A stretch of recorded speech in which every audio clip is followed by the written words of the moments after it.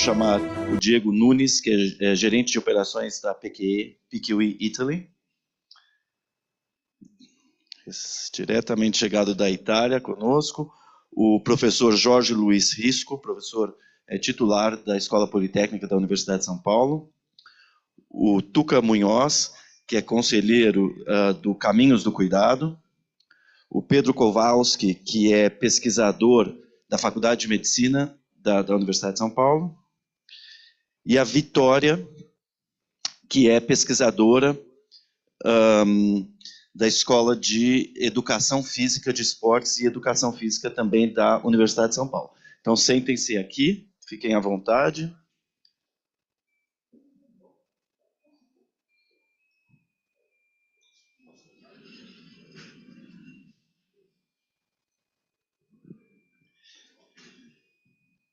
Esse é um painel de temática vasta, mas eu acho que vai provocar aqui um debate bastante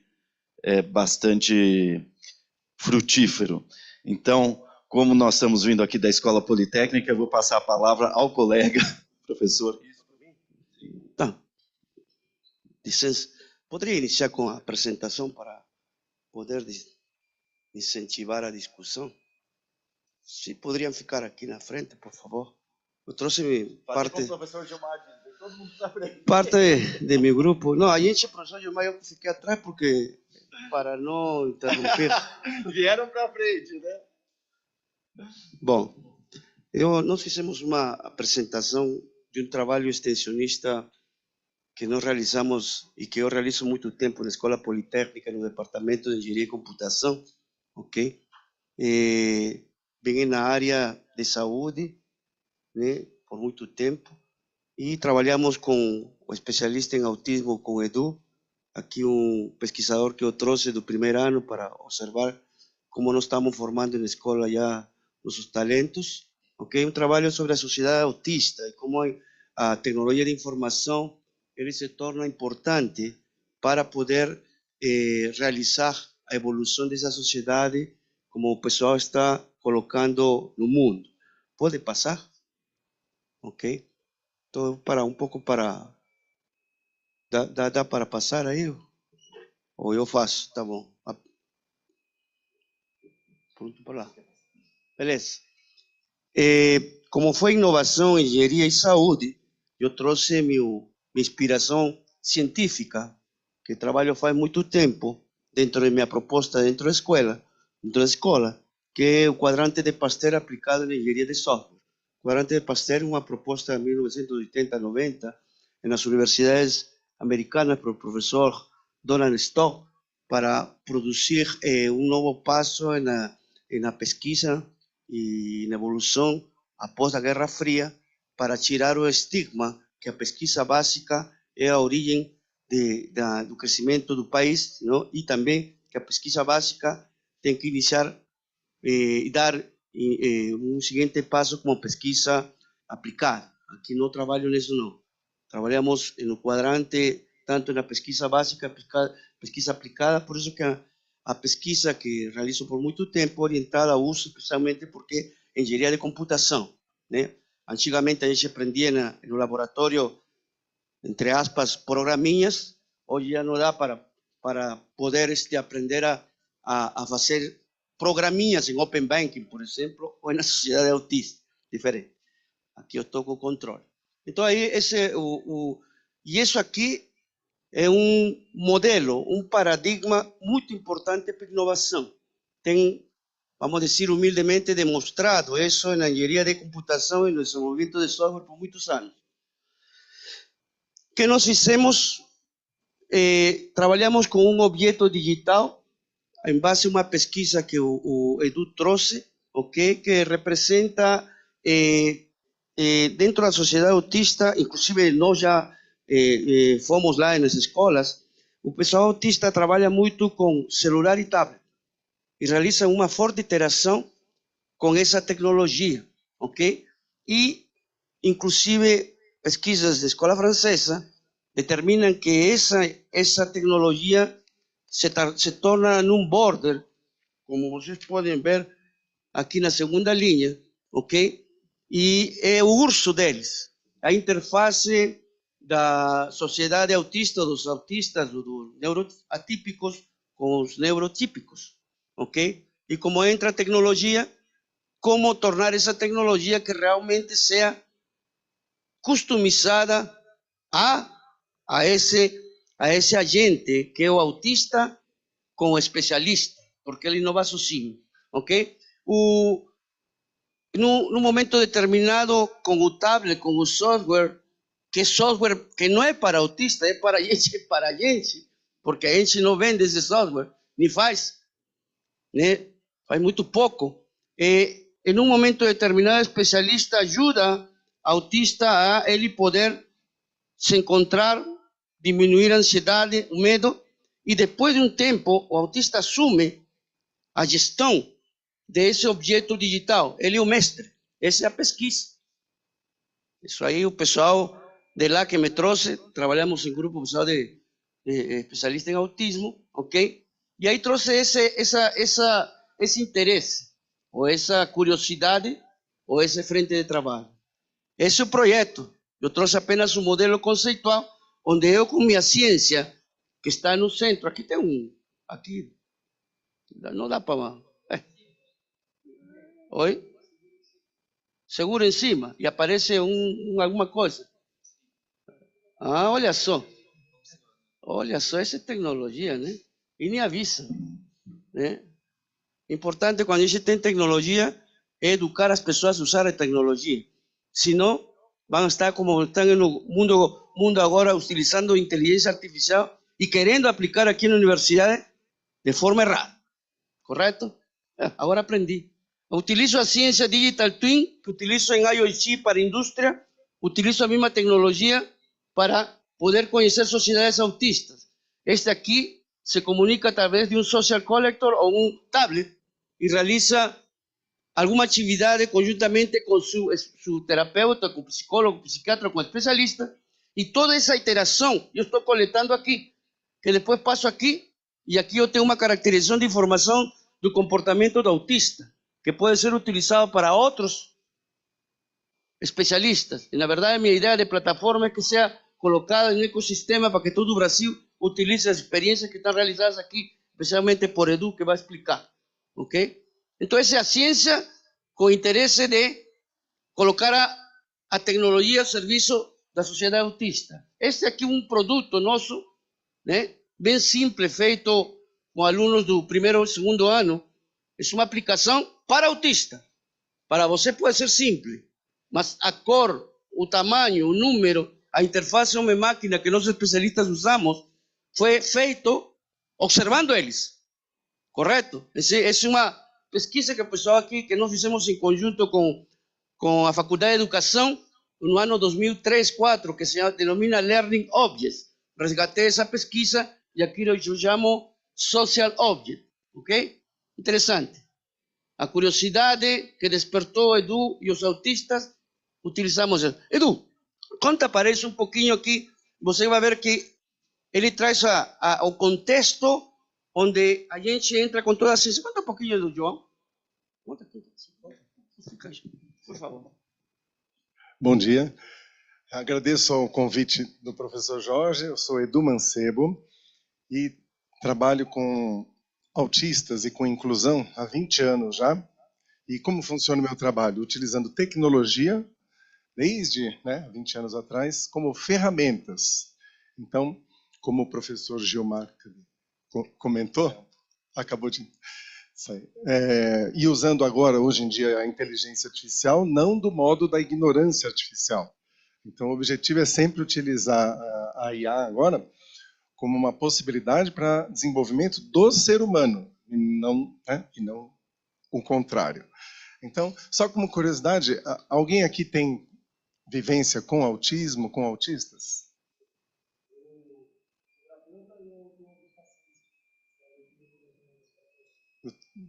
De TEA, né?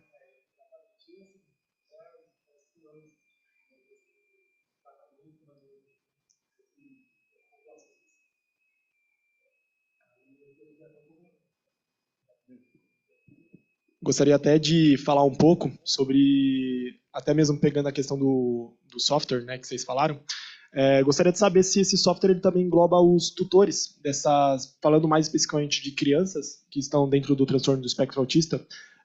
Uma dificuldade muito grande que eu, particularmente, como uma pessoa que está praticando assistência a essa população, tenho a questão de conseguir lidar com esses tutores, sejam os pais, sejam cuidadores, e a partir dessa perspectiva, de que forma que a gente consegue realizar até mesmo essa questão de educação sobre tudo que engloba o transtorno do espectro autista, porque o que eu vejo muito é a questão até da questão de desconhecimento desses tutores sobre o transtorno, né? Então, acaba sendo uma questão muito latente e que muitas vezes prejudica o avanço do tratamento como um todo, assim, em relação a essa população. Então, Pedro, vou aproveitar até o seu gancho, né, que você falou a palavra-chave, né, a questão do espectro, né, essas variações e as peculiaridades aí de cada indivíduo, de cada ser humano. Então, nesses 20 anos, antes da gente usar essa IA agora de final de 22, eu sempre procurei utilizar ferramentas as mais diversas, porque passando pela mesma dificuldade sua, né, que a gente não encontra produtos prontos de prateleira que possam justamente atender as especificidades de cada autista. Todos nós, né, temos as nossas próprias especificidades, desejos e tal, e necessidades. Mas, então, no trabalho que possa render alguma coisa, né, no sentido de uma evolução, eu sempre procurei utilizar. Então, eu pego o Excel. Então, com o professor Jorge eu vou usar de um jeito, com o Pedro eu uso de outro, que é sempre tentando entender o que é que aquele ser, aquele indivíduo tem de preservado. Às vezes ele tem até altas habilidades, mais do que a média nossa, em algum ponto mais específico, né? Que muitas vezes são essas áreas de interesse aí dos autistas de forma muito específica. Então, acho que aqui no meu exemplo já dá para responder um pouco a sua colocação também, que é justamente essa questão. A gente tem lá o caso, vai conhecendo, no caso, o menino, vai vendo as necessidades e também os entraves, que não são poucos em geral, né? E a gente comemora cada pequena conquista. E outra dificuldade é essa também, né? Como fazer essa interação entre, às vezes, escola, os profissionais, os pais, a família, o próprio autista. Essa dinâmica toda é bastante complicada. Então, aqui eu tenho só 2 slides, né, de base aqui para mostrar para vocês, mas é para contar um caso, que eu acho que vai poder ajudar a ilustrar essa questão. Que esse chamamos de João, né, um nome fictício. O caso é verdadeiro, o nome só que é fictício, né? Atualmente ele está com 21, a essa altura 22 anos já, e ele é TEA, né, então está no transtorno do espectro autista com comorbidades. O que, para quem é da área da saúde, já está entendendo, mas tipicamente o problema não vem sozinho, né? Às vezes ele tem outras questões, outras dificuldades que vão se revelando ali ao longo do processo. E conforme eles vão ficando mais velhos, isso aí vai chamando mais atenção, eles vão ficando mais isolados e mais fora ainda da sociedade. A tal sociedade autista, como traz o professor Jorge. Então, deixa eu ver. Para passar, é o contrário. Eita, isso. Então, pegando o caso do João, por que eu acho que ele é emblemático? Que é assim, eu estou com ele já há quase 10 anos, fazendo acompanhamento. Faltou comentar, né, que o objetivo do meu trabalho, além de a forma é que eu vou em domicílio, eu vou na casa dos meninos, muitas vezes no quarto, porque ele não sai nem do quarto. Então, os objetivos em geral são ou inserção social ou inserção no campo profissional, conforme o perfil, conforme a faixa etária e as habilidades também, né? No caso aí do João, começou lá na parte dos estudos, na época de escola, e hoje em dia ele já está na faculdade, tá? E então esse caso eu acho que ele fica emblemático porque eu mesmo pude presenciar as dificuldades, né, que ele foi manifestando ao longo dos anos. E agora trazendo para vocês hoje aqui essa ideia da diferença que deu nesse último ano e meio com a utilização de IA, essa generativa dos últimos 3 anos, né? Eu sou da velha guarda aqui também, e IA para mim já era outra coisa, né? Mas dessa que está popular hoje em dia. Então, o caso que eu estou trazendo é assim, ele estudou música, originalmente, depois ele parou, foi estudar outra faculdade, outra especialidade, e teve sempre uma vida muito difícil em termos de conseguir produzir algo autoral. Com muita dificuldade, ele conseguiu produzir algumas músicas originais lá na faculdade, ficou guardado ali no laptop dele. E ele gosta de música eletrônica. Então, a gente tinha como base de trabalho ali uma música autoral dele, tá? A parte da melodia, digamos assim. E aí, o que aconteceu? Nesse último ano e meio, faltou eu comentar que eu trabalho sempre em equipe também. Então, eu que vou ali na casa dos meninos, mas tem toda uma equipe por trás de psicólogos, psicopedagogos, o psiquiatra, o neurologista, enfim, todos esses da área da saúde também, que a gente faz esse trabalho de equipe mesmo, né? E então, mas aí, como diz o professor Jorge, o que eu estou trazendo hoje? É uma experimentação. Como eu transito bem na parte de tecnologia, esse que é o nosso objetivo, respondendo a sua pergunta, Pedro. Eu também sinto essa dificuldade de estar muito sozinho com outros profissionais da área de saúde, tipicamente, mas que não entendem da tecnologia, muito menos de como usar isso a favor dos meninos e não da ignorância artificial. Vou pegar o tema, né? Então, aí a gente começou, ele sempre gostou muito de música, mas nem a família valorizava ele, porque ele nunca nem conseguiu mostrar isso. Cortando para hoje em dia, então, no ano para 2024, ele topou fazer essa utilização de inteligência artificial, eu fui mostrando ali para ele. Então, como que foi a produção? Ele conseguiu usar o Suno para produzir música. Se a gente quiser, qualquer um de nós pode usar o Suno para não ter criatividade nenhuma nossa, está lá a música, está pronto, né? Alguns de vocês devem ter experimentado já também. Mas aí, qual que é a ideia?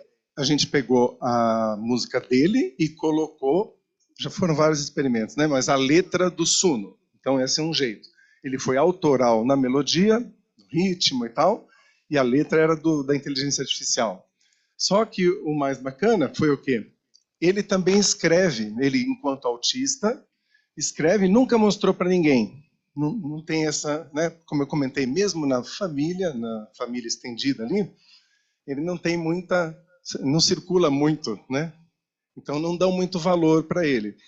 E aí ele falou para mim, Edu, eu tenho coisas escritas, vamos fazer também uma música? Tá bom. E ele tinha o rap do autista.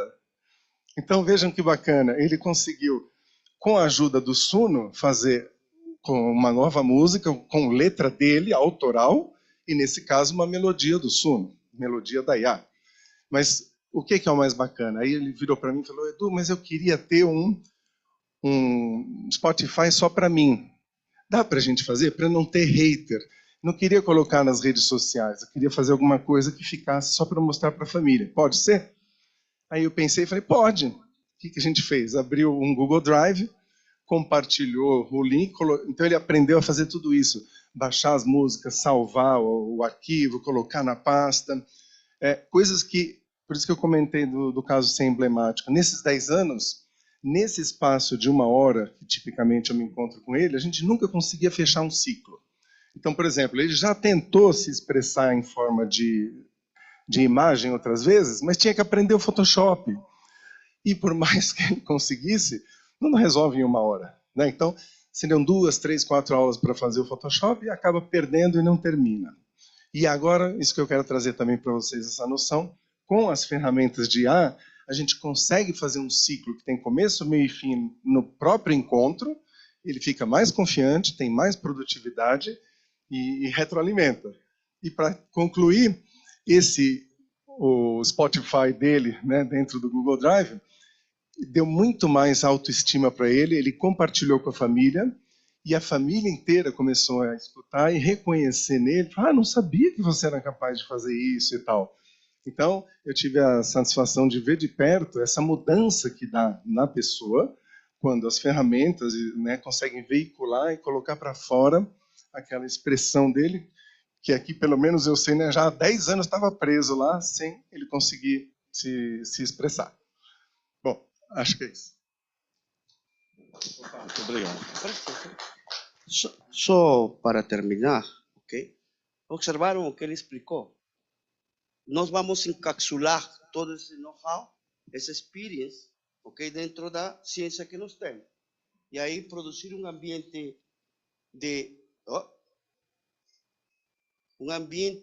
de aprendizado de música para esse caso. E depois a gente vai adaptando, porque cada caso de autista é cada caso. E vai se adaptando. Só que nós vamos criar um modelo de tecnologia básico, o núcleo, core. E isso vai se passar para toda a sociedade aqui no Brasil.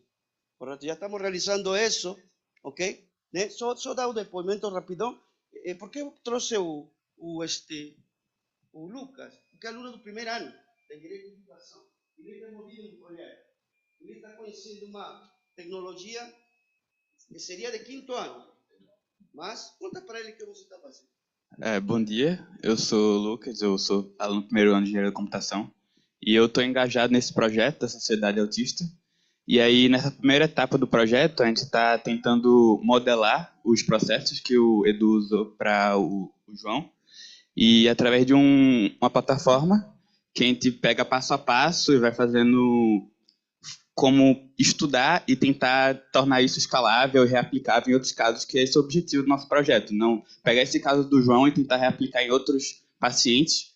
E é basicamente isso. A gente quer escalar, reaplicar, tornar mais fácil, generalizar, para que, além da música, talvez possa ser usado em outras questões, outras habilidades específicas dos outros autistas. É basicamente isso a minha primeira parte no projeto, tentar modelar isso, esse processo, e estudar todo o acompanhamento do João com o Edu. Obrigado, Lucas. Quis colocar isso para a gente iniciar essa discussão, ok? Estamos à disposição. Vamos passar ao próximo palestrante, daí a gente guarda as perguntas e faz o debate no final, né? Então, Tuca Munhoz, da Cidade do Cuidado. Bom dia, bom dia. Eu não trouxe apresentação, ainda bem, porque eu não conseguiria dirigir a cadeira, segurar o microfone e tudo isso. E eu só consigo falar andando. Paradoxalmente, eu só consigo falar andando. É o seguinte, eu faço parte de um coletivo que se chama Cidade do Cuidado. E nós estamos trabalhando, não é o nosso objetivo em princípio, mas nós estamos trabalhando uma tensão entre o que a gente chama de cidade hostil para uma cidade do cuidado. E é muito interessante que eu estou nesse painel de inovação em saúde e talvez vocês não compreendam em princípio o que seria, qual a relação entre saúde, ou melhor, acho que está até meio evidente, né? Entre saúde e cidade hostil, né? De uma cidade hostil. E eu antes gostaria de dizer que eu fiquei muito feliz em ouvir o professor Cardoso ontem, quando ele falou, e outros, também o Gerson e outras pessoas, sobre a humanização da engenharia, né? Isso é bem interessante. Nós temos aqui em São Paulo uma grande empresa pública que tem no nome engenharia, que é a Companhia de Engenharia de Tráfego. Todo mundo conhece a CET, né? E é interessante que justamente essa grande empresa que tem no nome engenharia, ela tem contribuído ao longo dos anos a tornar a cidade cada vez mais hostil, né? Tanto é que eu trago uma dramática notícia, dramática informação a todos, que tem, nos últimos 3 anos, aumentado o número de mortes por atropelamento de pessoas idosas na cidade de São Paulo, né? E isso é bastante naturalizado, né? É como se fosse natural as pessoas morrerem atropeladas, porque é idoso, porque não tomou cuidado, né? Foi um acidente, mas a gente sabe que não foi um acidente, na verdade, não é um acidente. É talvez uma coisa planejada, por incrível que pareça, planejada para o protagonismo do automóvel. É o protagonismo do automóvel que tem tornado, entre outras coisas, a cidade cada vez mais hostil às pessoas. Então, sobretudo as pessoas pessoas mais vulnerabilizadas, crianças, idosos, pessoas com deficiência. Porém, qual de vocês aqui, em algum momento, já não sentiu medo de atravessar uma rua? Todo mundo aqui já sentiu medo de atravessar uma rua em algum momento.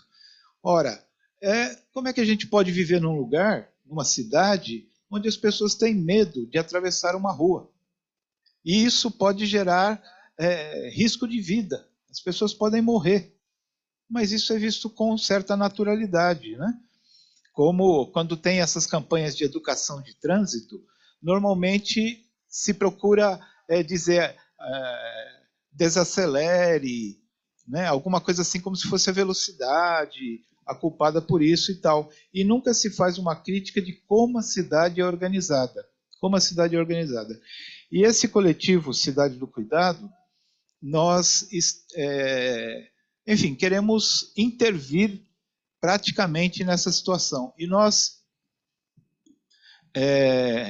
escolhemos um microterritório da cidade de São Paulo, um pequeno território da cidade de São Paulo, que é um trajeto feito a partir, na região central da cidade, do terminal Amaral Gurgel de ônibus, passando pela estação do metrô Santa Cecília e subindo cerca de 500 metros até a Santa Casa de Misericórdia, que é um grande hospital público aqui da cidade de São Paulo.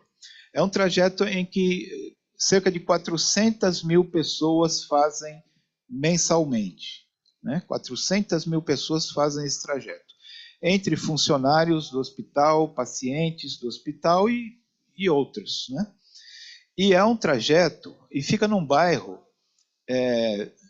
fica numa interseção entre 3 bairros, Santa Cecília, Vila Buarque e Higienópolis. Higienópolis é um dos bairros com maior renda per capita da cidade de São Paulo. É um bairro rico, vocês devem conhecer. E está lá numa região bastante privilegiada da cidade, esse trajeto, esse hospital. Porém, esse trajeto é absolutamente hostil, ele é horrível de ser feito. As calçadas são quebradas, não tem locais onde as pessoas possam descansar, não tem ajardinamento, não tem sombra, não tem bebedouro, não tem banheiro público onde as pessoas possam usar. Aliás, um grande problema na cidade de São Paulo, que não tem banheiro público. Uma cidade desse tamanho não existe banheiro público. Então, nós pegamos esse pequeno trajeto de 500 metros e queremos realizar ali um projeto piloto, um case, de uma cidade do cuidado, fazendo com que seja um trajeto humanizado, um trajeto onde as pessoas possam realizar com conforto, com segurança, enfim, com todas as condições que tornem aquilo um trajeto prazeroso, um trajeto que cuide das pessoas e que contribua também para que as pessoas cuidem da cidade. Esse Cidade do Cuidado, ele tem 2 mãos, cuidar das pessoas e cuidar das cidades. As nossas cidades, e São Paulo, falo de São Paulo especificamente, mas pelo que eu tenho ouvido aqui, parece que é uma coisa bastante comum, estão cada vez mais privatizadas, estão cada vez mais abandonadas, e com cada vez maior investimento na circulação de automóveis e cada vez menos investimento na circulação de pessoas, de pedestres, de gente, E até porque mesmo quem está no automóvel também é pedestre. Então, o nosso projeto Cidade do Cuidado está nisso, de usar esse pequeno trecho da cidade de São Paulo para criar um exemplo que possa ser do Brasil. E a ideia é que a gente consiga, é uma proposta utópica, eu sei, mas a ideia é que, ao realizar esse trajeto do Caminho Santa Casa, a gente possa estender esse esse mesmo conceito para todos os equipamentos de saúde da cidade de São Paulo. Só em termos de postos de saúde públicos, são cerca de 400 postos de saúde público. E a ideia é que um dia a gente consiga estender esse conceito de caminho do cuidado para todos os equipamentos de saúde da cidade de São Paulo. E depois, quem sabe, para os equipamentos de educação e quem sabe para os equipamentos de cultura, até que um dia tenhamos uma cidade do cuidado. Obrigado. Nós somos iguais, eu também gosto de falar andando.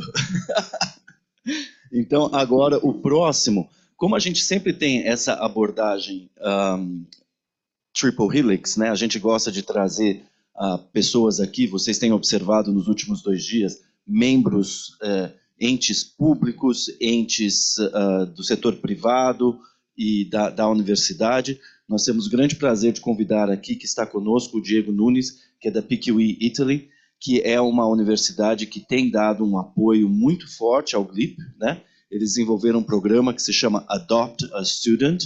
Junto com esse Adopt a Student, nós fomos beneficiados com bolsas para alunas da Escola Politécnica que vêm realizando suas pesquisas na Universidade de São Paulo já nos últimos 3 anos.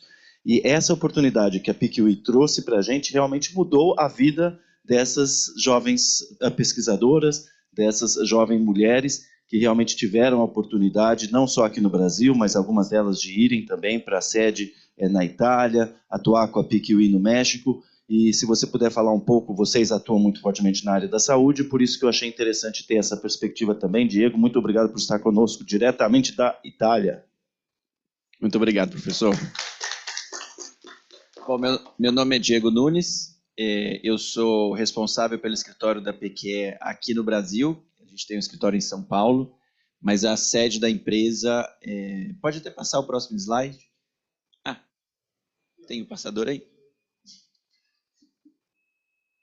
A sede da empresa é em Florença, na Itália, mas hoje é uma empresa que tem escritórios em 24 países no mundo, né? São aí 2.000 funcionários, praticamente, e aqui eu falo rapidamente de alguns temas da empresa, porque a gente tem aí mais de 50 nacionalidades, eu mesmo falo 4 idiomas todo dia, então assim, a gente tem projetos sendo executados no mundo todo, em idiomas locais, e 100% desses projetos envolvidos com a área da saúde em algum momento, seja com a indústria farmacêutica, indústria de dispositivos médicos, em pesquisa clínica. Já há alguns anos a gente tem um setor específico a cannabis medicinal. Então, assim, é uma empresa que atua 360 graus no ambiente farmacêutico. E no caso do programa Adopt a Student, é uma iniciativa social que a gente conseguiu construir com a CEO da empresa, que é uma mulher, Gilda Incerti, para fazer algumas ações sociais pelo mundo. A gente fez uma atividade no Tibete em 2018, 2017, e aí, como o escritório no Brasil também estava crescendo bastante, hoje nós somos 68 aqui no Brasil inteiro, tem gente em São Paulo, Campinas, Rio de Janeiro, Montes Claros, Pernambuco, Anápolis, então a gente tem bastante gente. A gente falou, vamos fazer um projeto em São Paulo, porque a gente começou a contratar gente muito boa saindo da universidade, especialmente USP e Unicamp. Porque o escritório está aqui em São Paulo, então a gente acaba tendo um contato muito forte, né, com essas 2 universidades. Eu mesmo sou suspeito de falar, porque antes de mudar para a Itália, em 2015, fui professor na Universidade de Ouro Preto por 6 anos, no departamento de Química. Sou engenheiro químico por formação, com mestrado e doutorado em Ciências de Alimentos. E aí, então assim, a coisa de professor está em mim, né? Então nada mais certo do que começar também a investir externamente na formação dos alunos, tendo em vista que eu conheço um pouco da realidade da universidade. No caso das alunas, foram 4 alunas, e faço uma rápida correção, todas elas a gente fez viajar para o exterior. Elas foram ou para o México, ou para a Espanha, algumas delas foram para o México e para a Itália, e uma delas que já se formou em engenharia química e engenharia elétrica hoje está trabalhando conosco. A gente está fazendo um projeto de desenvolvimento do projeto para a construção de uma indústria farmacêutica de bioprodutos, e ela já está na equipe desse projeto para fazer a parte de engenharia elétrica. Bom, então assim, é uma empresa que criada e cuja CEO é uma mulher, uma inspiradora, e em 2023 a gente criou o departamento de ESG dentro da empresa, que é centralizado na Itália, e daí a gente começou a até formalizar várias ações que aconteciam um pouco esparsas, né, como o próprio programa que a gente tem aqui com a universidade, e nos nossos relatórios de ESG a gente tem trabalhado mais fortemente com 3 dos Objetivos de Desenvolvimento do Milênio, desenvolvimento sustentável, né, que antes se chamavam Objetivos de Desenvolvimento do Milênio, e a empresa tem uma forte pegada de proporcionar um desenvolvimento humano dos profissionais, porque é uma empresa de consultoria, e uma empresa de consultoria, o produto são os funcionários, né, que vão entregar os produtos para os clientes, mas uma empresa de consultoria, o produto são os funcionários. Então, a gente tem essa preocupação de desenvolvimento dos funcionários, e, obviamente, isso só passa por um desenvolvimento humano e social, né? Então, a gente atua mais fortemente dentro desses 3 objetivos, que é apoio à pesquisa científica e promoção da saúde digital, e aqui eu vou dar alguns exemplos para vocês também. A promoção da igualdade e empoderamento feminino em todas as nossas operações, e aqui dou um parênteses bastante rápido, no planeta, em todas as sedes da PQE. Hoje temos em torno de 42% de mulheres entre administrativo, consultores, todo o time, a força de trabalho da empresa. Mas uma coisa que eu tenho um bom orgulho de falar é que no Brasil nós somos 70% mulheres. Teve um momento que o time ali estava com 12 pessoas e 2 meninas. E aí eu falei com o RH, não quero mais currículo de homens. E dali a gente começou a crescer o time, a gente teve demanda muito grande e naturalmente as mulheres passaram a ser a maioria no time, né? E obviamente temos hoje, né, 68, a gente tem algo aí em torno de 45, 46 mulheres no time. Valorização de talento, desenvolvimento ético com crescimento econômico sustentável. E dentro deste objetivo 8, acho que vale a pena colocar a questão de que, por várias oportunidades, a gente pega os nossos funcionários aqui e eu falo que um dos meus trabalhos é exportar os consultores brasileiros, porque eu envolvo eles em projetos na Europa, nos Estados Unidos, já foi gente para a China, para o Japão, porque é o desenvolvimento do nosso talento local, conhecendo as realidades globais. Daí, na hora que essa pessoa volta, ela volta com um olhar diferente, volta com uma esperança diferente, né? E o benefício acaba sendo colhido localmente.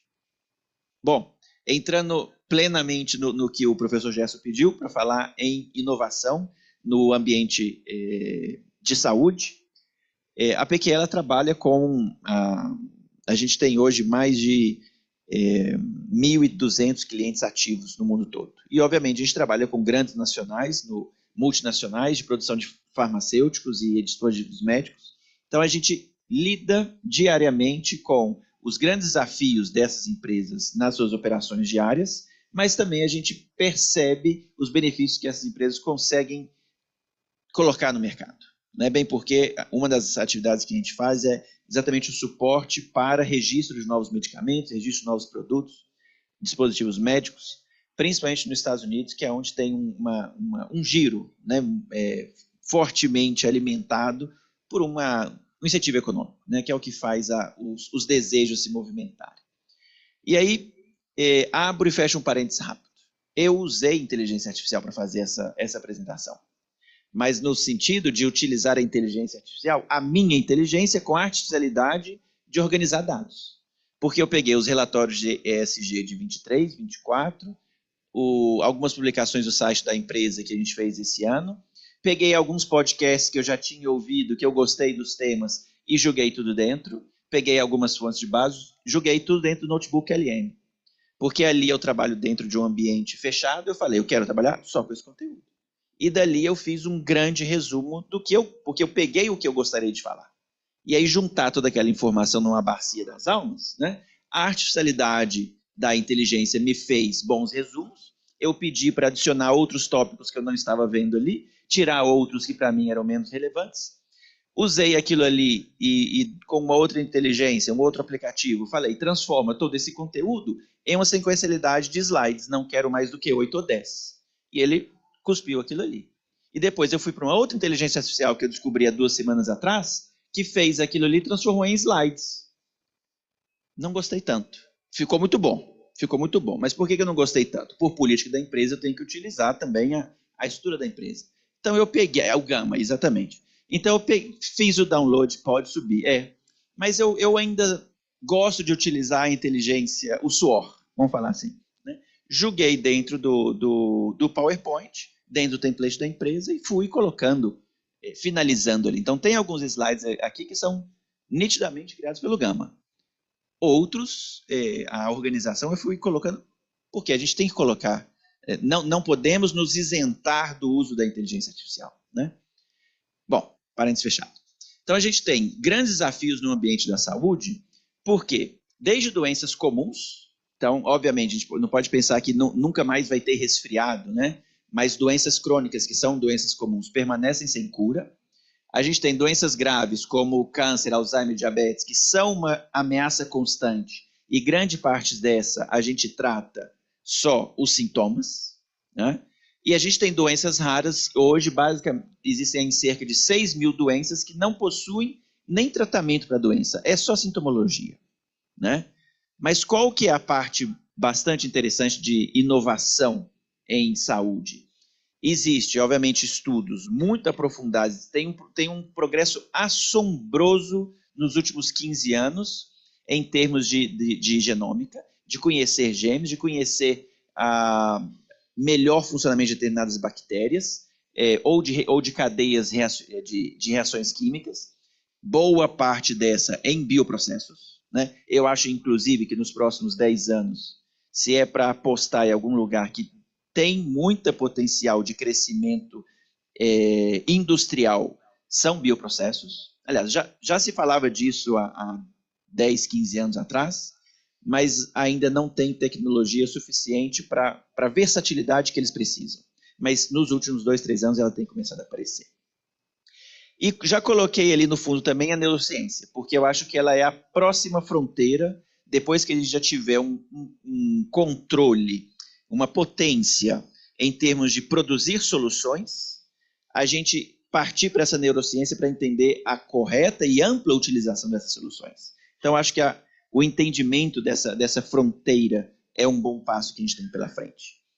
E aí, dentro dessa questão dos grandes desafios, eu fui colocando aqui alguns temas que vão nos levando a colocar luz no que a gente pode esperar, né? Então, assim, alguns lugares, e aí, obviamente, essa frase, ela saiu de dentro de um dos podcasts americanos que eu coloquei na base de dados, porque americano adora colocar um marketing de impacto e colocar nomes novos em coisas antigas, né? Então, assim, o título, A Era de Ouro da Longevidade, foi um tema em dois dos podcasts que eu coloquei dentro da base de dados.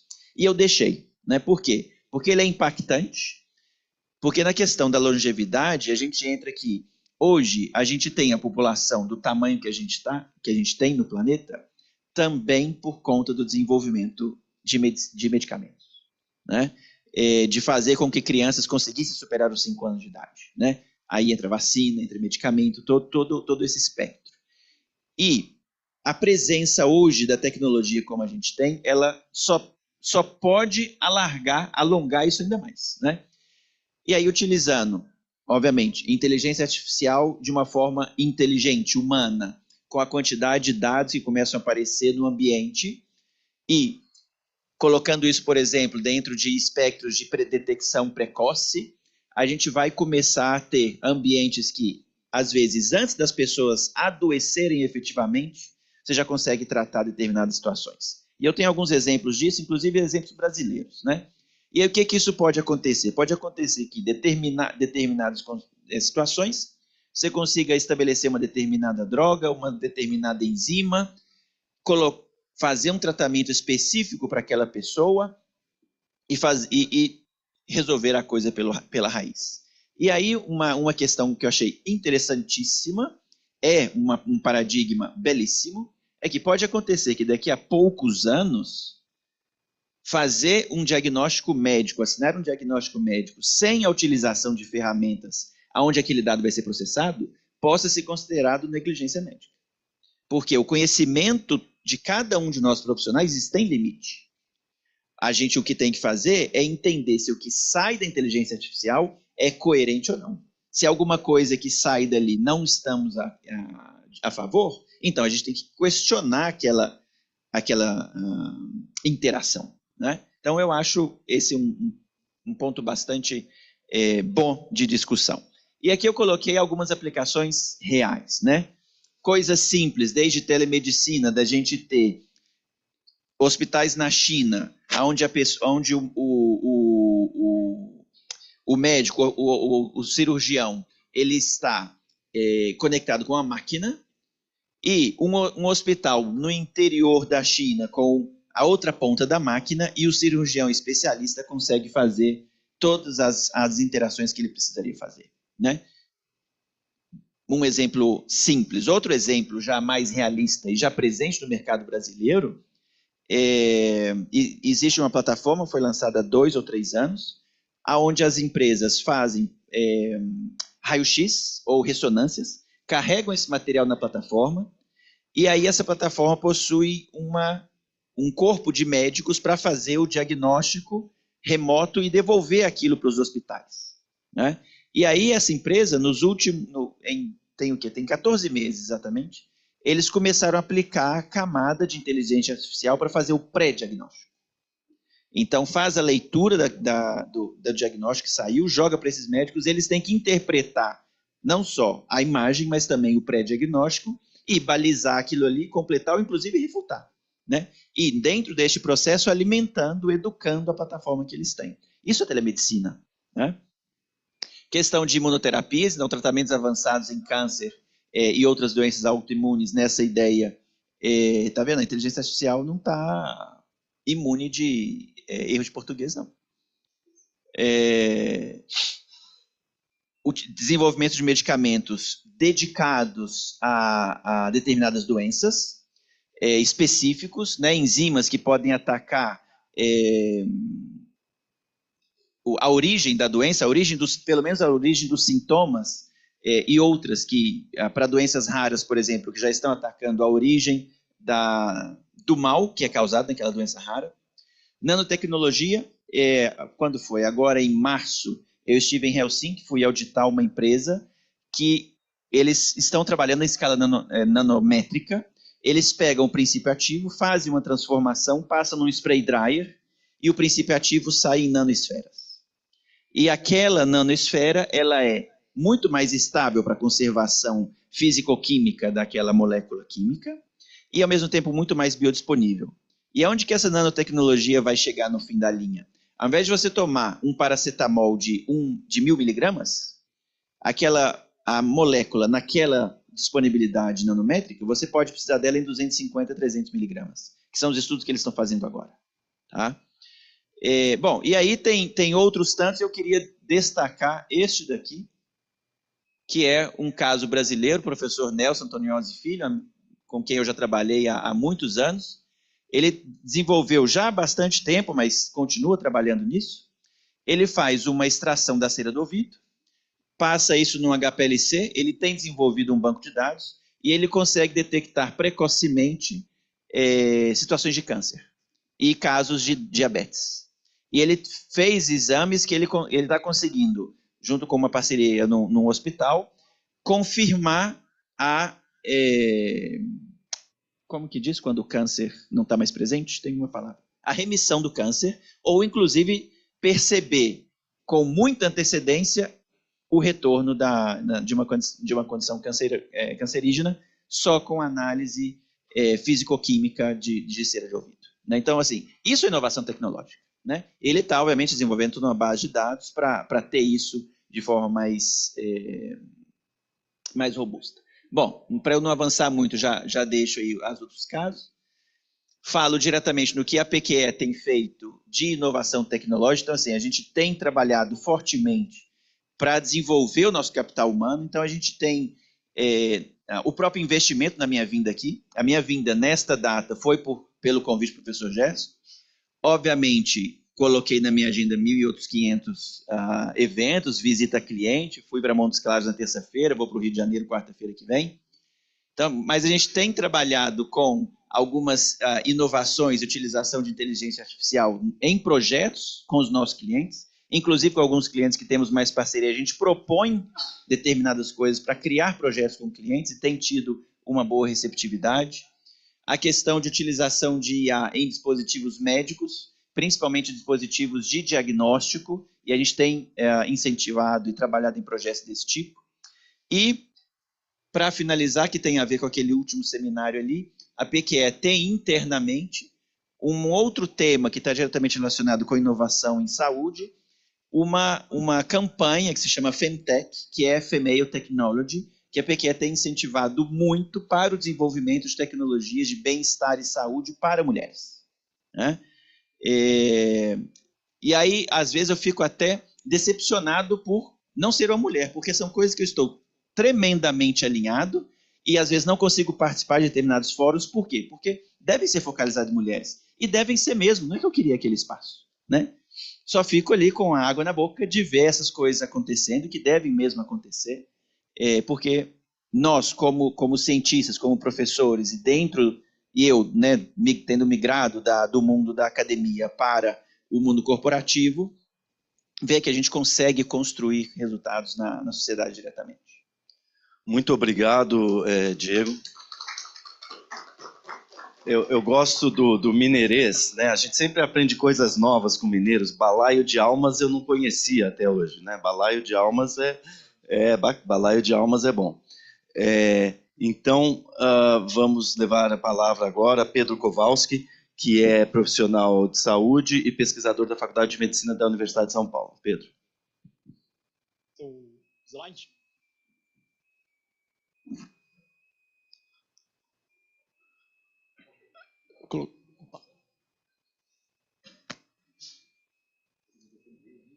Isso. Não. Deixa eu ver. Essa aqui, ó. Isso.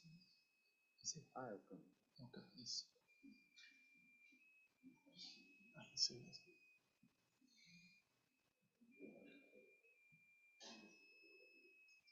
É ali mesmo.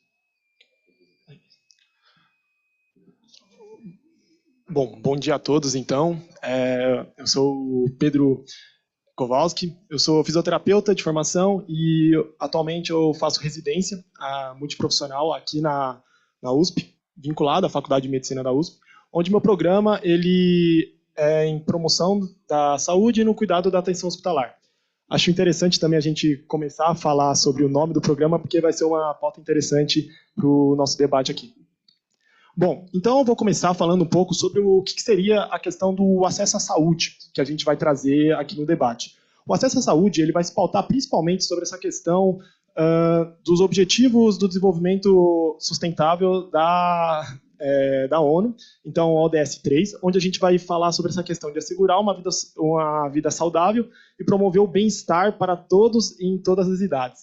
Eu acho que é importante, até estar grifado ali a questão do bem-estar, porque a gente tem muito essa questão de concepção em saúde sobre a questão da patologia ser o cerne da questão, né? Então, o acesso sustentável à saúde ele vai trazer essa mudança de paradigma, né, desse modelo biomédico tradicional, onde a gente muitas vezes vai ter um usuário de saúde indo em uma determinada unidade de saúde, onde ele vai apenas falar, eu estou com dor de cabeça, estou com febre, e vai apenas só ter essa questão da medicalização. Então vai dar lá uma dipirona, vai lá dar um paracetamol e o cara vai voltar para casa, e as questões dos sintomas podem ter reincidivas, podem ter agravantes e tudo mais. E o que a gente vai tentar mudar nesse paradigma? Então a gente vai apresentar um modelo biopsicossocial de atendimento, onde esse usuário de saúde ele vai ser o centro desse tratamento, né? E é até interessante a gente falar sobre essa questão de usuário em saúde, porque muitas vezes a gente tende a chamar a pessoa que estamos praticando essa assistência de paciente. Só que essa questão de chamar a pessoa de paciente vai muito nessa questão de ela ser passiva do tratamento. Então, ela vai apenas obedecer às prescrições, obedecer às ordens do profissional que está atendendo ela. E não é isso que a gente quer. A gente quer que essa pessoa ela tenha uma capacitação como um todo para entender o seu tratamento, para entender a sua saúde como um todo. Então, esse modelo biopsicossocial ele vai atuar principalmente nesses determinantes sociais, biológicos e psicológicos, porque tudo isso vai rondar a saúde dessa pessoa. Então, questões não apenas, por exemplo, dos sintomas, que seriam a parte biológica, mas em que contexto essa pessoa está inserida, qual atividade, qual ocupação que ela exerce. Então, tudo isso vai fazer diferença também para esse modelo que há uma mudança de paradigma no que a gente tinha desde antes. A questão desse modelo biopsicossocial é uma coisa que vem tendo mudanças ao longo do tempo, né? Então, ele vem, assim, principalmente aqui no Brasil, implementado pelo SUS. Então, com a criação do SUS, começou a se ter uma discussão maior do que seria essa questão do modelo biopsicossocial, e seu aperfeiçoamento ele é uma questão de capacitação permanente dos profissionais que estão envolvidos nesse processo, né? E, bom, então, a gente falando sobre acesso sustentável à saúde, a gente tem uma das partes principais, que é a questão da prevenção de doenças e de agravos à saúde. Então, essa questão é uma questão muito latente também. Por quê? A questão de prevenção de doenças e questão também de promoção em saúde, que vão ser os dois pilares que a gente vai rondar sobre a questão do acesso sustentável à saúde, eles vão, de certa forma, interagir também. Quando a gente vai falar sobre prevenção de doenças, a gente vai falar sobre a questão de mitigação de patologias. Ou seja, a gente pegar e prestar o atendimento antes que determinada patologia acabe sendo contraída pelo esse usuário de saúde. Então, isso vai envolver muito a questão também de educação em saúde. E a educação em saúde que a gente fala aqui é a capacitação, não só do indivíduo, mas da população como um todo, ou seja, de uma necessidade coletiva, a partir, por exemplo, de cartilhas, a partir, por exemplo, de campanhas de conscientização, até coloquei ali do Outubro Rosa, do Novembro Azul, inclusive até uma menção honrosa, que é a questão do Outubro Rosa, que é uma questão muito importante também. E, a partir disso, um incentivo à realização de exames periódicos.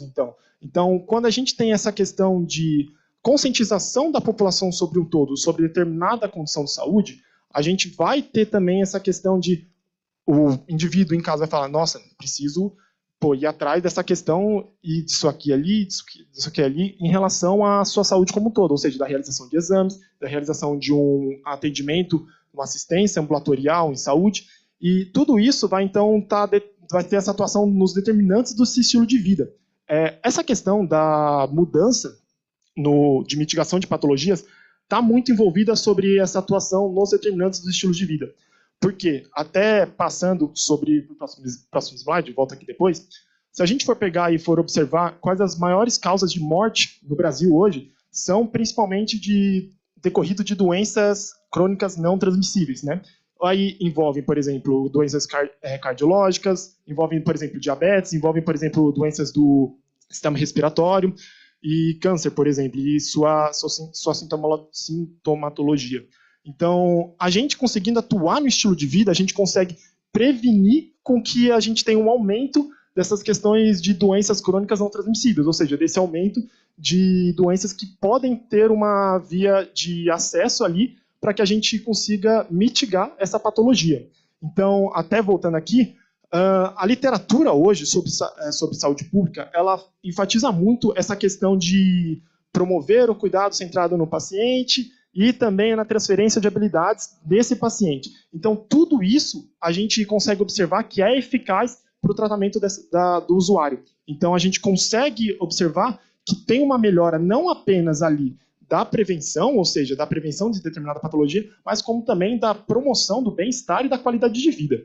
E aí, falando sobre a questão de promoção em saúde, só dando uma recapitulada, a promoção em saúde, para a gente da saúde, acaba sendo um conceito que a gente vê muito se falar, né? Mas que muitas vezes na população em geral não é algo que é tão disseminado assim. A promoção em saúde, ela começou a ter um debate sobre ela na Carta de Ottawa, em 1986, na primeira Conferência Internacional de Saúde, sobre promoção em saúde. E nessa conferência ficou definido que o saúde como um todo não é apenas acrescenta naquela questão da definição de saúde da OMS. Então, a saúde não é apenas a ausência de enfermidade, mas aí, a partir da Carta de Ottawa, um bem-estar completo social, psicológico e biológico. E algumas literaturas colocam até a questão do bem-estar espiritual. Então, para a gente entender o ser como um todo, né? O ser no centro de tudo e todas as nuances que estão ao redor dele. E aí a gente tem a questão dessa articulação entre o setor público e a comunidade. Então, com uma questão de responsabilização múltipla, tanto para os problemas quanto para as soluções. Então, a elaboração de políticas desse cuidado integral à saúde, ele vai ter as duas partes. Então, tem que ser uma conversa do setor público com a comunidade, a mobilização popular, que, inclusive, essa é uma das pautas, um dos princípios do SUS, que é defendido muito, só que também não é muito disseminado. Nós temos comissões organizativas sobre a utilização da comunidade conseguir opinar nas decisões de saúde de determinada região, porém isso não é divulgado. E quem é principalmente afetado sobre isso é a comunidade, é aquela região. Então, a gente tem precisa existir essa divulgação, e não só essa divulgação, mas essa maior articulação também entre o setor público e o setor da comunidade em geral. Além disso, a gente também vai trabalhar em promoção de saúde a questão da capacitação do usuário. Ou seja, não é apenas a pessoa, o paciente que vai chegar ali, pô, tô com doença tal. Mas ele sabe o porquê que ele está com aquela doença? Ele sabe que doença que é aquela? O que afeta essa doença? O que ele pode, o que ele não pode fazer? Um pouco de forma acessível mesmo, uma capacitação de forma acessível para a pessoa entender sobre sua saúde como um todo. Então, por que você tem que fazer atividade física? Não sei, é o que eu vejo lá que passa todo dia na televisão. Bom, mas vamos explicar para essa pessoa quais os benefícios da atividade física no corpo. De que forma que a atividade física vai afetar na saúde dele. E que forma a falta de realização da atividade física vai afetar na saúde dele também. Então, é essa questão de fomentar esses hábitos saudáveis que a promoção em saúde vai estar envolvendo. E não apenas nas necessidades individuais, mas nas necessidades coletivas. Na minha área de concentração, que é saúde coletiva, com ênfase em saúde do trabalhador, a gente vê muito essa questão de necessidades coletivas. Por quê? Muitas vezes chega, por exemplo, para mim, um determinado paciente, estou com uma dor em tal região, dor na coluna. Beleza, a gente vai lá, faz o tratamento, faz nossas diversas aplicações, né, nossas terapias, nossas condutas. Só que aí a pessoa volta para o ambiente de trabalho dela, volta com dor de novo. Tem recidiva. Tem uma recidiva de novo. Volta para a gente, melhora, tudo mais, aí volta para o trabalho e tem recidiva de novo. Por quê? O que acontece? A gente percebe, então, que a necessidade dessa pessoa não é apenas o tratamento ali que a gente está ofertando, mas uma questão de como funciona o processo de trabalho dela como um todo. Ou seja, como que está a organização desse trabalho. Eu, por exemplo, passo pelo Centro de Atenção ao Colaborador do Hospital das Clínicas, a gente vê muito isso. Então, por exemplo, técnicos de enfermagem, enfermeiros que são sobrecarregados, têm que trabalhar por 2, 3 no mesmo setor. Então, acaba tendo, por exemplo, muitos agravantes de dores como um todo, porque a organização desse processo de trabalho ela é equivocada. E isso é uma coisa que vem de cima, não é apenas a pessoa que vai ter esse poder de mudança, né? Então, até falando um pouco sobre isso, eu queria trazer sobre essa questão do ciclo da catastrofização, que é uma questão que a gente fala muito quando a gente fala de dor crônica, mas que a gente consegue trazer para diversas patologias e principalmente sobre doenças crônicas não transmissíveis, né? Então, antes disso, eu só queria falar um pouco sobre essa questão da dor crônica, que a gente estava até comentando antes, né, Gerson? Sobre a subjetividade da dor. Porque a gente chega, muitas vezes, como paciente, a gente pergunta, você está com quanto de dor? Aí a pessoa fala, putz, eu estou com 6 de dor. O que é 6 de dor? 6 de dor pode ser algo para mim, putz, estou gritando de dor, mas para uma outra pessoa pode ser, não, é o meu comum, 6 de dor eu tenho todos os dias. Então, é subjetivo. Então, a gente não pode enxergar a questão da dor e da saúde como um todo a partir só dessa perspectiva biológica. Então, a gente tem que ter esses aportes, tanto da saúde, das ciências da saúde, mas também sobre as ciências sociais. As ciências sociais interferem diretamente, ou seja, a organização da sociedade interfere diretamente sobre o cuidado da saúde. Por exemplo, a questão das engenharias também envolve diretamente. Até uma questão interessante eu estava lendo um artigo sobre questão de ambiência em unidades de saúde. Então, de que forma que aquele usuário de saúde se sente acolhido e pertencente àquela unidade de saúde? Então, essa é uma questão muito importante para a gente comentar. Essa questão de aportes de interdisciplinares e como que isso se relaciona com a questão da dor e das doenças. E aí, aqui, falando um pouco sobre a questão da catastrofização, o que acaba acontecendo muito? A pessoa chega com dor, então é uma experiência, a gente tem que entender primeiro que dor é uma experiência individual, então a gente tem que respeitar essa experiência individual dela e de que forma que ela reage a isso. A partir disso, a gente tem que entender, tem dois caminhos que a gente pode seguir. Normalmente, a pessoa que já tem dor, ela acaba tendo medo de realizar algum movimento, de realizar alguma atividade e gerar essa dor, ou seja, ela tem medo da dor. E a partir desse medo da dor, ela tem a falta de atividade, ela tem a evitação de atividade física. E o que isso gera? Desuso, gera a depressão e gera cada vez mais a questão da dor se intensificando. Então, essa catastrofização acaba sendo um ciclo que acaba se repetindo e como que a gente consegue acabar com esse ciclo? Confrontando essa dor, ou seja, a pessoa tem a experiência da dor e aí ela não vai sentir esse medo e evitação, querendo que esse medo e evitação gere dor novamente. Muitas vezes, a gente tem que falar, olha, vai acabar doendo um pouquinho, mas é bom para o seu tratamento, é bom para a sua recuperação. Então, esse confrontamento que a pessoa vai ter em relação à dor, vai gerar com ela esse recovery, ou seja, essa melhora em relação à dor. Mas isso, a gente está falando em dor, mas a gente consegue englobar com praticamente todas as patologias de doenças crônicas não transmissíveis. Então, se você, muitas vezes, por exemplo, um cardiopata, não, eu sou cardiopata, não posso correr, não posso fazer atividade física.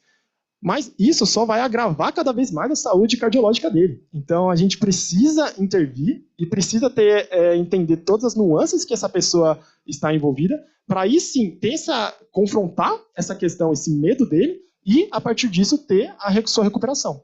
Então, até falando aqui um pouco sobre a prevenção de doenças com a promoção de saúde, ou seja, a integração deles, eu vou dar aqui alguns exemplos que eu participo muitas vezes. Eu também atuo no Centro de Saúde Escola, que é uma atenção básica aqui da região do Butantã.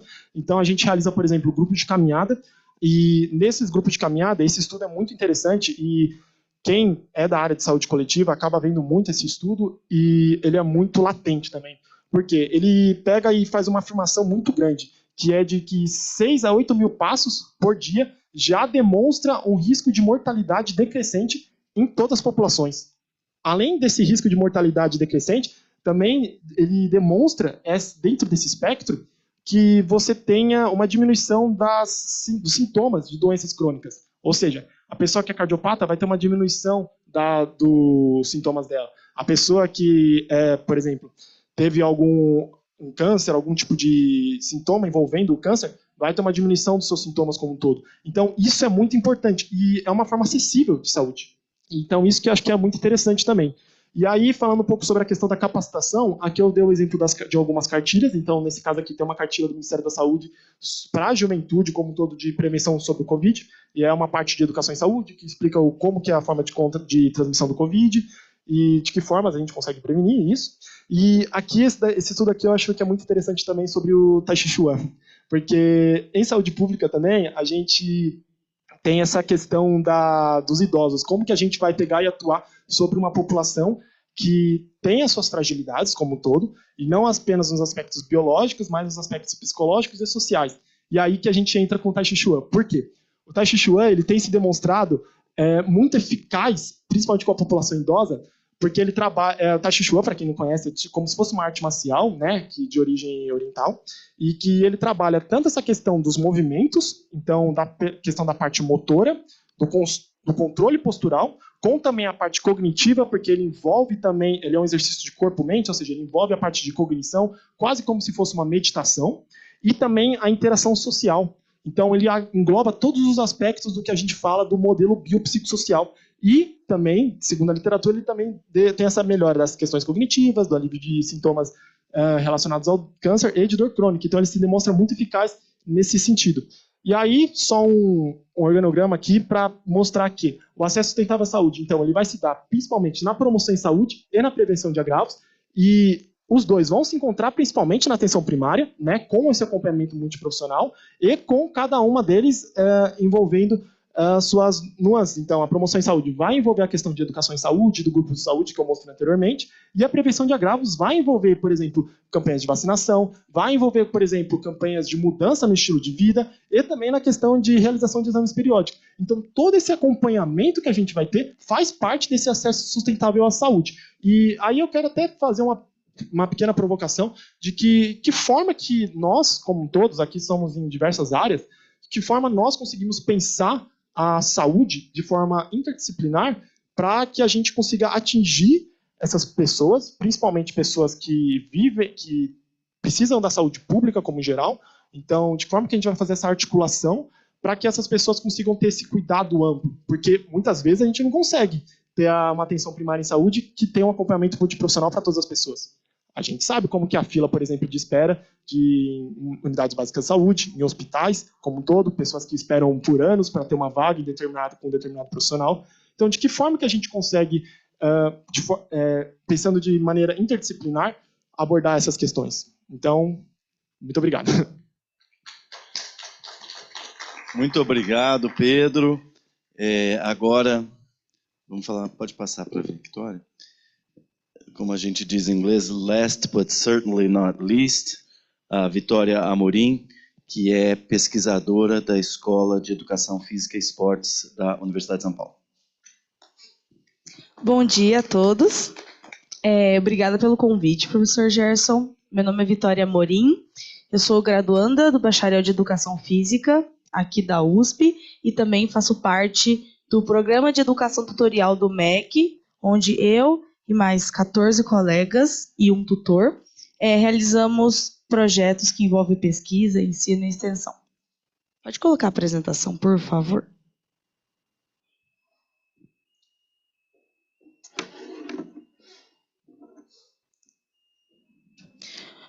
Hoje eu vou falar um pouquinho sobre alguns dos desafios da educação para a saúde sob uma abordagem sistêmica. Então, um pouco do que a gente vai ver hoje. Vou fazer passar um breve histórico da concepção de saúde, né? Entrar no assunto das ODS, que é a temática central aqui, e apresentá-lo como um problema complexo e como a gente pode pensar soluções para isso.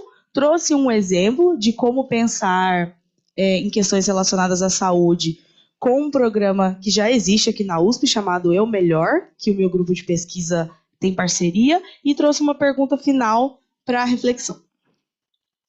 A gente começa com uma concepção de saúde ao longo da história. Ela não é uma concepção estática, muito menos terminada.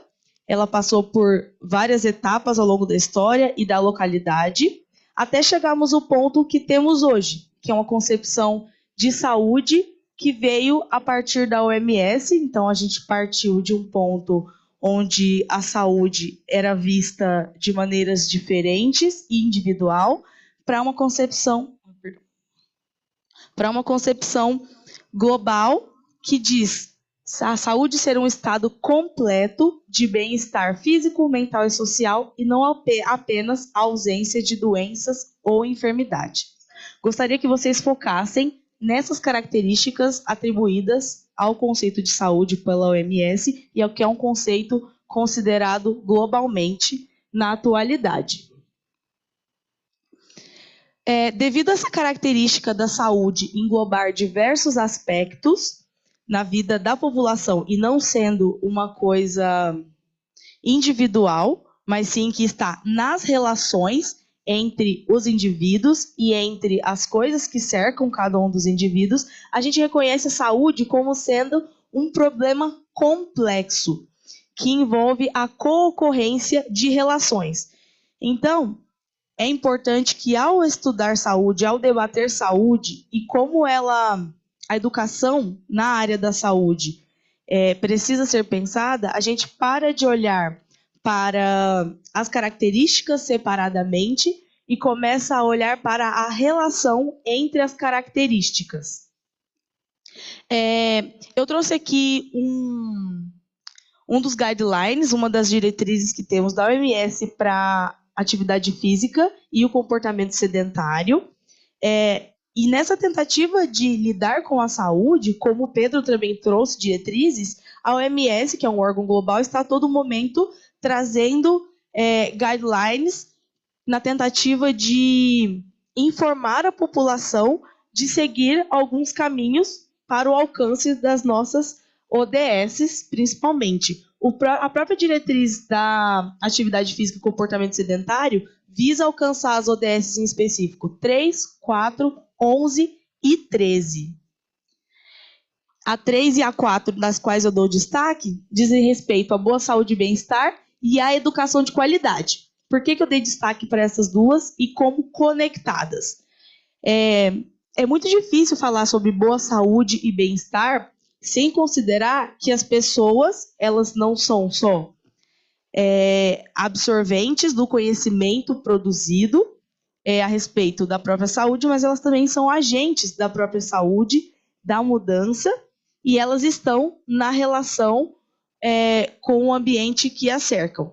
Então, é fortemente relacionada à educação de qualidade, o atingimento da educação de qualidade, com a promoção de saúde e bem-estar. Nisso, chegamos em um ponto que lidar com a educação e a saúde, a educação para a saúde de maneira linear, onde A causa B, se eu arrumar A, B acontece, não dá conta mais de resolver esse problema, já que a gente reconhece que a saúde tem uma característica de um sistema complexo. E quais são as principais características de sistemas complexos? Foi muito falado aqui desde ontem e outras palestras de hoje também, essas características emergentes, complexas, dinâmicas, que estão presentes em todos os sistemas que nós temos na realidade, que uma análise linear não dá conta de solucionar. Das principais características que é importante se considerar ao pensar em como alcançamos esses objetivos, a gente tem o caráter dinâmico entre as partes. Então, como pensar a saúde quando eu mexo em um aspecto da vida de um sujeito, como que outros vão se comportar? E quando eu mexo em uma parte da sociedade, como as outras vão se comportar? Às vezes, não é suficiente prescrever medidas para que alguém faça alguma coisa. Eu, como da educação física, enfrento vários desafios a respeito disso. Acredito que já é bem difundido que exercícios físicos fazem bem para a saúde, mas por que as pessoas não fazem?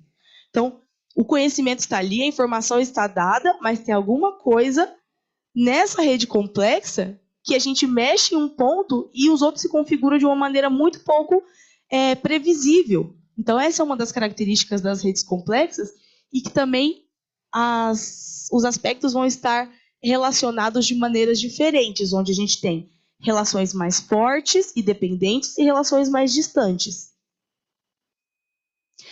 Como exemplo, eu trouxe o curso daqui da Universidade de São Paulo, o Eu Melhor. É um curso de saúde, um atendimento multiprofissional e acompanhamento oferecidos para os funcionários da Universidade de São Paulo. E ele acontece na Faculdade de Educação Física daqui da USP.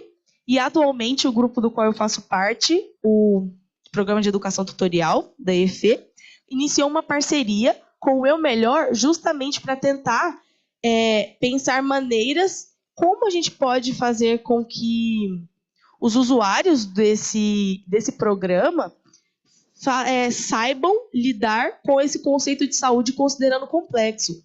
Quem é da saúde vai entender que muitas vezes as pessoas buscam um profissional de saúde querendo uma solução. Como que eu arrumo A para chegar em B? E como que a gente educa essas pessoas para elas entenderem que a saúde delas envolve diversos aspectos que estão dentro de uma rede mega complexa? Então, esse é um desafio. O programa atualmente coleta diversas informações, vários indicadores de saúde dos participantes. E agora o meu grupo de pesquisa está focado em, a partir desses dados coletados, como que a gente gera para os participantes uma resposta que seja relevante, que não seja um relatório extenso, difícil de ler, com linguagem não adequada, mas como que eu gero uma informação visual, que seja de fácil compreensão e que considere a correlação entre essas variáveis e a correlação entre as características que geram a saúde, das quais emergem a saúde. É um projeto que está no início ainda e é um tema interessante no sentido de reconhecer que esse é um desafio para muitas áreas no alcance das ODS, e por isso eu deixo para vocês também a pergunta para reflexão, né? Como que é lidar com uma educação para a saúde numa visão sistêmica, considerando que essa rede complexa é o que define esses desafios. As minhas referências e muito obrigada. Muito obrigado, Victoria. Eu acho que isso completa... Pode deixar aí com vocês meus microfones? Isso completa muito bem essa ideia do tema central do fórum, que a gente está falando de sustentabilidade, inovação e peace engineering. Esse painel aqui, eu acho que ele traz tudo isso, né? Nós trazemos aqui as engenharias, a saúde, o bem-estar, o setor privado, a ação social. Então, muito grato por todos aqui. Vamos abrir aqui algum comentário ou perguntas para os nossos palestrantes e depois podemos voltar com a palavra a eles. Opa, eu tenho uma pergunta primeiro para a PQ, que é como que a gente pode fazer mais investimentos privados, né, atrair mais investimentos para cura de doenças raras e também para prevenção de doenças, de uma forma que mantenha a acessibilidade desses tratamentos. Então, como que a gente pode atrair investimento não deixando eles muito caros também? São duas coisas quase antagônicas, né? A primeira questão é pesquisa de base. É pesquisa de base que vai encontrar cadeias enzimáticas, ou aquela professora lá no Rio de Janeiro com a polimiamina, que está regenerando movimentos em caso de perda de lesão de movimentos. Aquilo é pesquisa de base, né? E fazer com que aquilo se transforme em uma solução pública é sumariamente o interesse econômico. Não tem outra saída, né? E esse interesse econômico pode se dar, obviamente, pela iniciativa privada perceber o ganho econômico naquilo, ou a iniciativa pública perceber o ganho econômico naquilo, no caso de, tratando determinada doença, reduzir gastos com outras tantas situações, né? Então, são efetivamente antagônicos. Uma coisa que eu acho que pode diminuir, melhorar esse ambiente, principalmente nesse exemplo de bioprocessos, é que já tem acontecido que algumas empresas estão se transformando como... que nem tem o cloud. O cloud tem três plataformas, né? Você tem o SaaS, o PaaS e o IaaS, né? Ou seja, infraestrutura como serviço, plataforma como serviço e software como serviço. No mercado, já tem algumas empresas que estão proporcionando Production as a Service. Ou seja, são empresas que não têm o próprio produto, mas eles têm uma cadeia produtiva que podem produzir para outros, né? Agora mesmo, eu estou trabalhando, a gente está começando um projeto de uma empresa nascendo, que ela é um grupo que comprou 12 plantas produtivas, que eles não têm produtos deles. Eles vão produzir só para outros. Então, o que isso acontece? Você, quando, numa pesquisa de base, um professor, um grupo de pesquisa que encontra uma saída tecnológica para produzir um fármaco, para produzir uma droga que tem uma aplicação comercial muito grande, você vai conseguir achar uma empresa que possui o parque tecnológico que consegue produzir aquilo para você. E aí você consegue, com, digamos, um esforço muito menor, conseguir colocar uma pesquisa de base no mercado. Tem muita estrada para acontecer ainda, mas cada vez mais eu tenho visto isso tornar realidade. Obrigado, Diego. Mais alguém? Eu gostaria de colocar para cada um que responda aí, fazer uma conclusão individual, das suas respectivas áreas, das suas respectivas falas. Qual que é o desafio que vocês veem maior dessa área na integração desses objetivos da engenharia para a paz. Quer dizer, como que a gente pode dar um passo à frente e usar esses esforços, esses elos de peace engineering para progredirmos, né? Porque quem quer começar? Bom, um grande desafio que nós temos realmente é essa mudança de cultura que se faz necessária, né? Sem uma mudança de cultura, nós não faremos mudança alguma. A gente tem tomado muito cuidado em criar uma força social para conseguir viabilizar ou pelo menos avançar um pouco nesse conceito de cidade do cuidado. E juntando órgãos públicos, universidades, empresas e tal. E a gente não quer, por enquanto, levar isso ao poder público, né? Nós temos receio de levar isso ao poder público antes de que a gente seja bastante fortalecido para poder negociar fortemente com o poder público para que se faça o que nós queremos que se faça. É muito fácil o poder público tomar isso para si e fazer, permita-me dizer, porcamente, né? E uma questão que está muito ligada ao cuidado, no caso do ambiente urbano, é a zeladoria, né? E não há zeladoria, não existe zeladoria. A prefeitura coloca bancos de praça e daqui a um ano estão todos quebrados. Coloca bebedouro e daqui a um tempo está tudo quebrado. Então, e não cuida, aí fica abandonado. Enfim, o nosso grande desafio é criar musculatura, juntando a sociedade civil, em várias esferas e tal, para depois negociar com o poder público. Obrigado. O pessoal não sabe a palavra manutenção das coisas. Vou dar meu ponto de vista, minha perspectiva do ponto de vista da engenharia, né? Eu vou dar um exemplo bem simples. Hoje, todos nós usamos celular, das classes mais pobres até as mais altas. E o celular fica em vocês, e eu também, mandando mensagem, criando informação digital. Que se a tecnologia de informação é uma ferramenta poderosa para realizar ambientes colaborativos. Esse é um ponto inicial da minha premissa. Significa que para atingir o que nós estamos colocando na OECD, precisamos primeiro, como disse aqui o professor, quebrar um paradigma. Primeiro, o paradigma universitário, de estar realizando esforços de pesquisa, né, em castelos fechados. Correto? Precisamos de integração entre várias unidades. Eu ouço com surpresa aqui esse pesquisador e essa pesquisadora. Eu faço sistemas para o controle de metabolismo. Eu sou sênior e comecei a aprender. Não sei o que ele faz na educação física. Poderia fazer.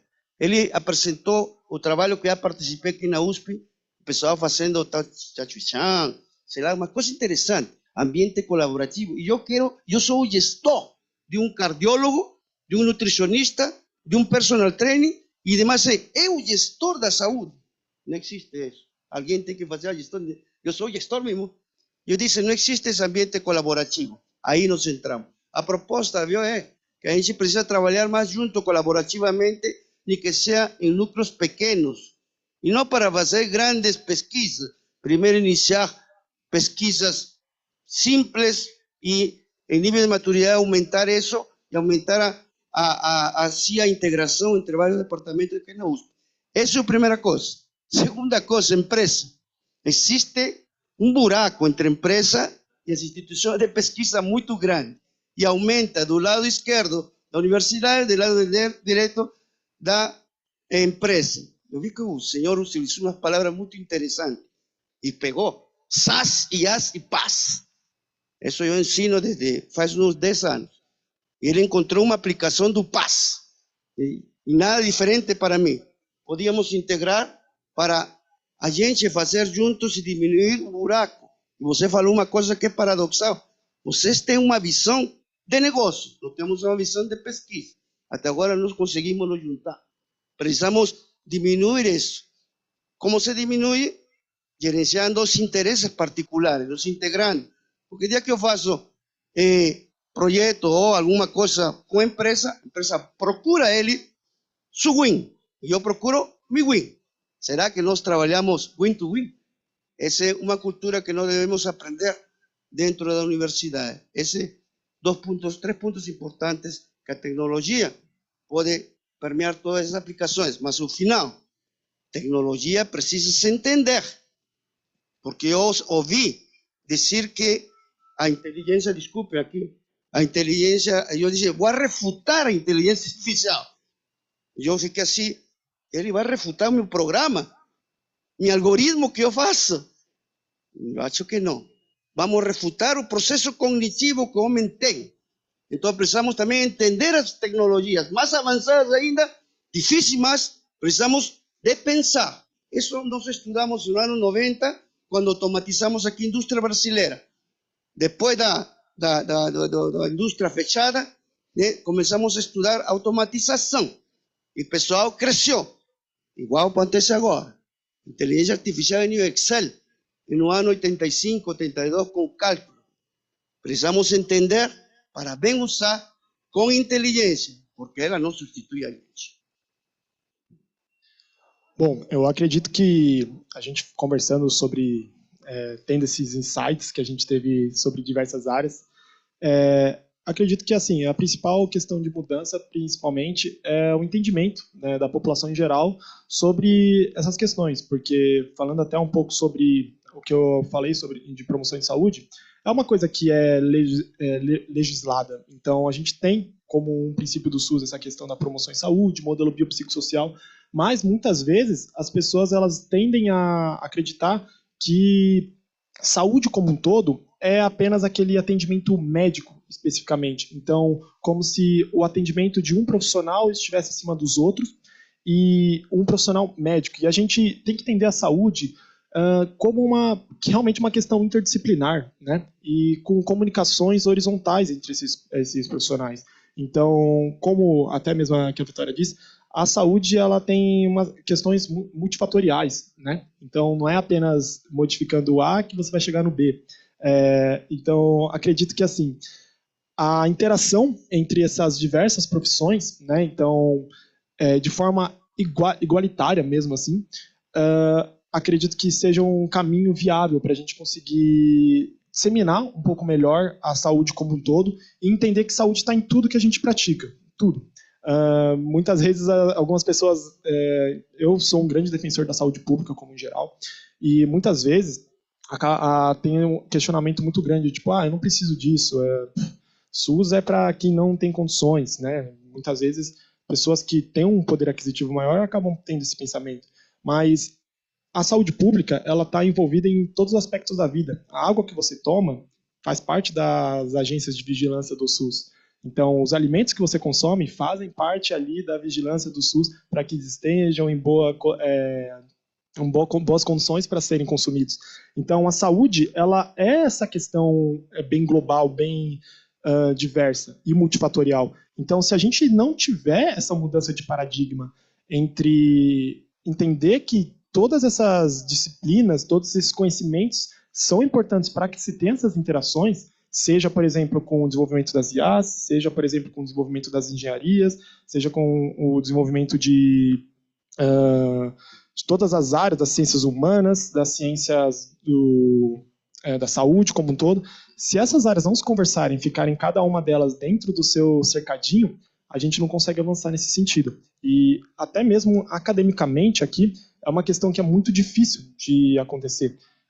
Interações entre até mesmo institutos diferentes. Então é difícil, o instituto tal não consegue parceria com o instituto B porque tem conflito ali entre as pessoas superiores. Então, se a gente ficar nessa de entender cada um na sua parte, meu trabalho vai daqui até ali só e eu não preciso dialogar com o meu vizinho. Então, a gente não vai ter esse avanço, né? Então, acredito que seja principalmente por essa parte como um todo, né? O Pedro toca num ponto central, que é a questão da comunicação entre os profissionais, porque problema nenhum se resolve sozinho, as ODSs, mesmo que com objetivos diferentes, cada uma no seu escopo, elas se comunicam fortemente em alguma área. Falando do ponto de vista da educação física, eu enxergo muito um desafio para a gente conseguir alcançar mais com a área da educação física sobre a própria formação profissional. Então, tudo se inicia ali na formação profissional.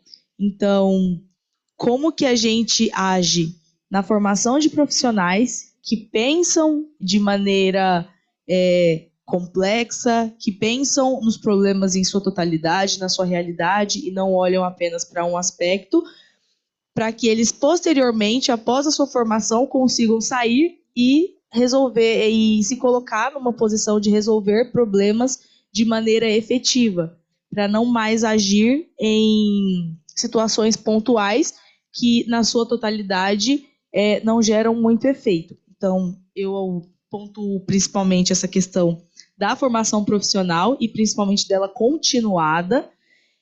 A educação física em específico é uma área que ela lutou para ter um espaço na universidade e ela ainda carrega muito tradicionalismo, né, do saber fazer. Então, eu sei jogar uma determinada modalidade, logo eu consigo dar uma aula, e muitas vezes a parte de ciência é subestimada ou deixada de lado na área da educação física, e a gente carece de pesquisa aplicada, que considera os cenários reais, que considera os problemas na sua totalidade. Então, esses dois pontos, né, falando da educação física, assim, para a resolução de conflitos, de problemas na paz.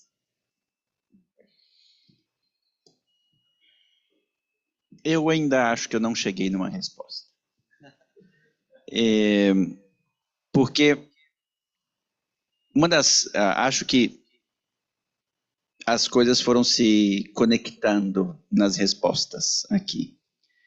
Então, não sei se eu consigo adicionar, ou se preciso, porque o desenvolvimento do próprio ser humano não acontece sem o próprio ser humano individualmente, na sua capacidade e em acreditar no seu potencial, ao mesmo tempo no compartilhamento daquilo com os demais, para que um resultado efetivo só acontece coletivamente, né?